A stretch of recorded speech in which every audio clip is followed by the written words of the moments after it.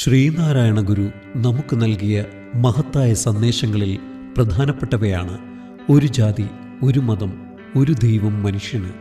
മതമേതായാലും മനുഷ്യൻ നന്നായാൽ മതി.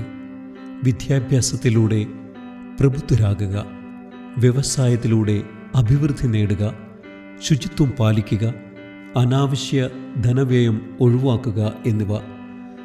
ജാതി മത ഭേദങ്ങൾക്കതീതമായി മനുഷ്യനെ ഒന്നായി കാണാനും വിദ്യയും സംഘടനയും വ്യവസായവും വഴി പുരോഗതി നേടാനും അദ്ദേഹം ആഹ്വാനം ചെയ്തു.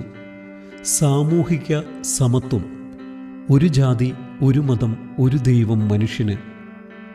മനുഷ്യരെല്ലാവരും ഒന്നാണെന്നും ജാതി മത വർഗവർണ്ണ വ്യത്യാസങ്ങളില്ലാതെ എല്ലാവരും തുല്യരാണെന്നും ഉദ്ഘോഷിച്ചു.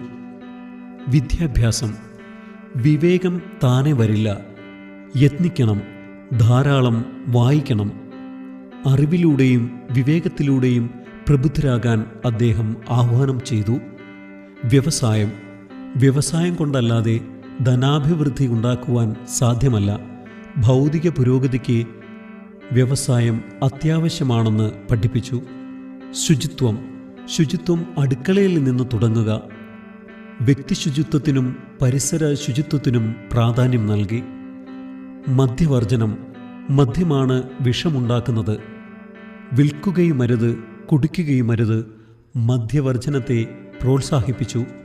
മനുഷ്യസ്നേഹം, അവനവൻ ആത്മസുഖത്തിനാചരിക്കുന്നവ അപരന് സുഖത്തിനായി വരേണം. സ്വന്തം സുഖം പോലെ തന്നെ മറ്റുള്ളവരുടെ സുഖത്തിനും പ്രാധാന്യം നൽകണം. സർവമത സമഭാവന, മതമേതായാലും മനുഷ്യൻ നന്നായാൽ മതി.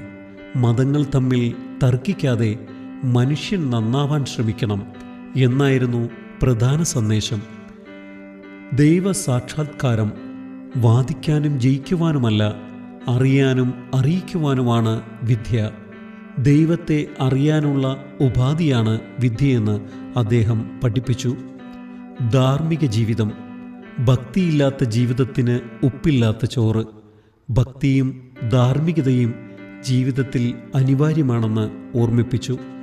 ഇവയിലൂടെ സമൂഹത്തിൽ സമത്വവും പുരോഗതിയും മാനവികതയും വളർത്താൻ ശ്രീനാരായണ ഗുരു അടിത്തറയിട്ടു.